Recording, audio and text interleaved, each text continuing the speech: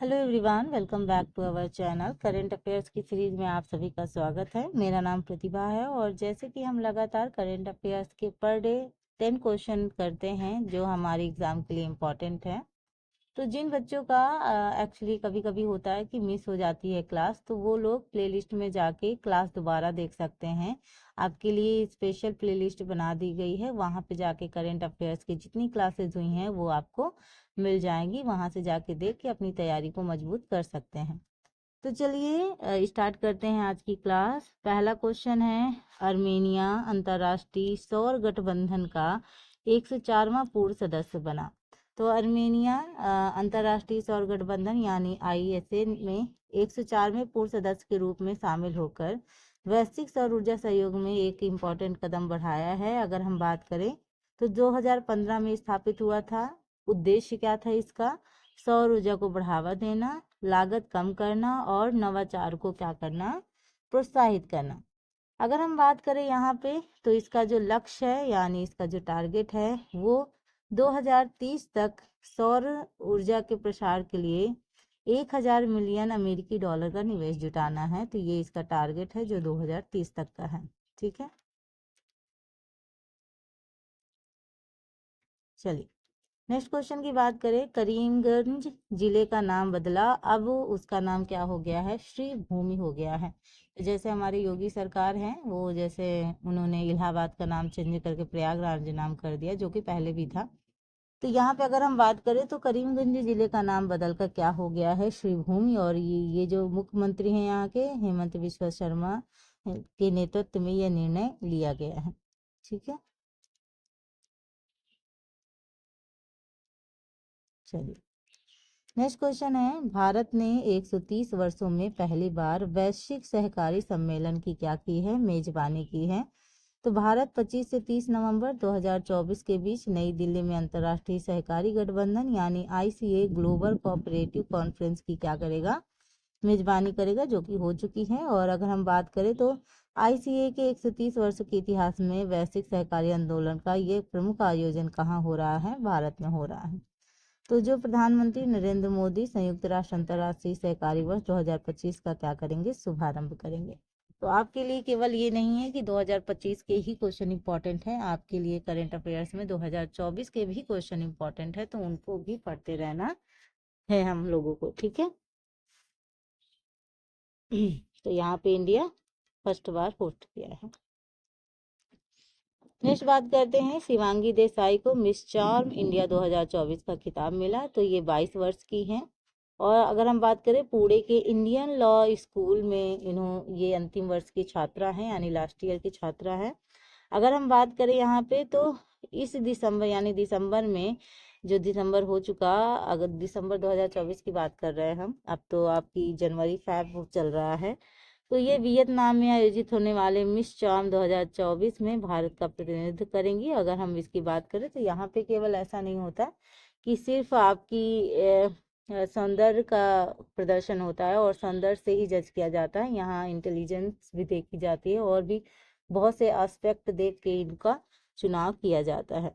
ठीक है,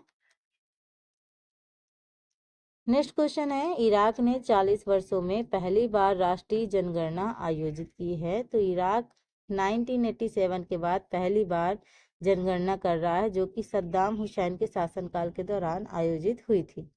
अगर हम बात करें यह व्यापक जन सर्वेक्षण में 1,20,000 शोधकर्ता शामिल हैं। और अगर हम बता दें तो यहाँ पे 18 गवर्नेंस यानी प्रांतों में घर घर जाकर क्या करेंगे? डेटा यानी उनकी हिस्ट्री वगैरह संग्रहण करेंगे, एकत्रित करेंगे।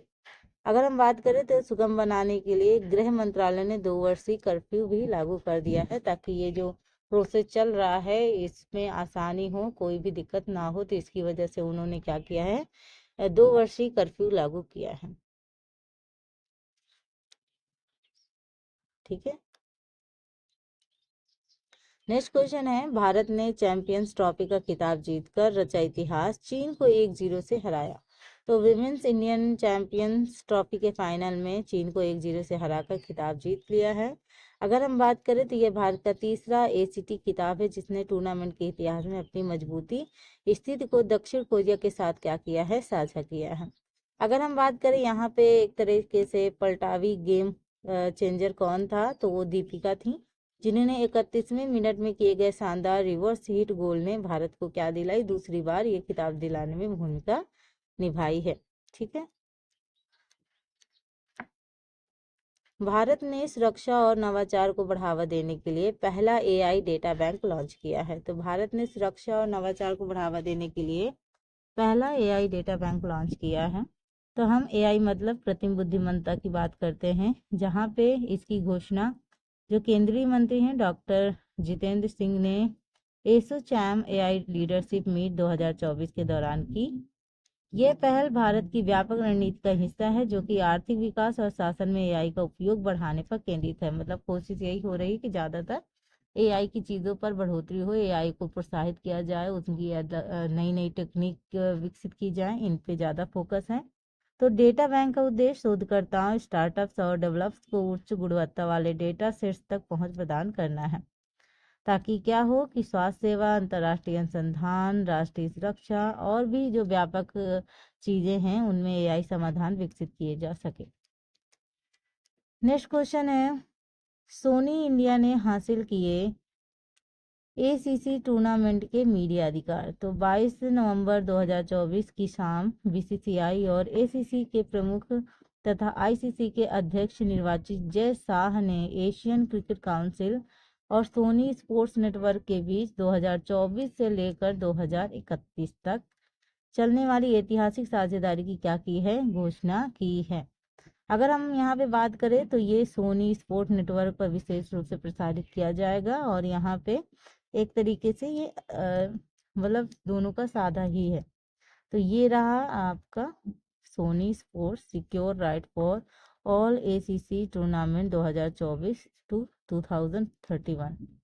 ठीक है, चलिए नेक्स्ट क्वेश्चन पे आते हैं। विश्व बैंक ने दिल्ली में नौकरियां आपके द्वारा रिपोर्ट लॉन्च की। तो 22 नवंबर 2024 को जो केंद्रीय शिक्षा मंत्री हैं धर्मेंद्र प्रधान और श्रम, रोजगार, युवा मामले और खेल मंत्री हैं डॉक्टर मनसुख मंडाविया ने नई दिल्ली में वर्ल्ड बैंक की report jobs at your door step, a jobs diagnostic for young people in 6 states, ठीक है, तो यहाँ पे इनका शुभारंभ किया है। और ये रिपोर्ट युवा में कौशल अंतर को, ठीक है, एक तरीके से सुधारने और स्कूली कार्यक्रमों को उद्योग की जरूरत के अनुसार बनाने पर केंद्रित है। ठीक है, तो यहाँ पे एक तरीके से रोजगार वैसे भी लोगों को नहीं मिल रहा, तो धीरे धीरे कोशिश हो रही है कि बेहतर जॉब्स मिल पाए। ये रहा world bank launch job eight your door step report इन दिल्ली।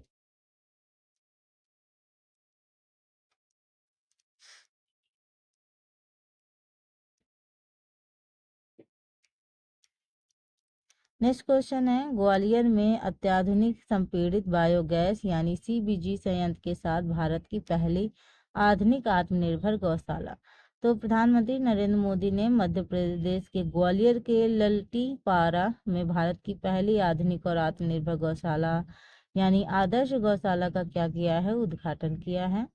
यहाँ पे बात करें तो कंप्रेस्ड बायोगैस यानी सीबीजी संयंत्र है, जो भारत के सतत विकास और हरित ऊर्जा समाधान की दिशा में एक मील का पत्थर है। ठीक है, तो यहाँ पे कचरे के कंचन यानी वेस्ट टू वर्थ के दृष्टिकोण को दर्शाता है, जो कि एक तरीके से जो चीजें वेस्ट हो जाती हैं उनका भी एक तरीके से इस्तेमाल किया जा सके। ठीक है, ये रहा।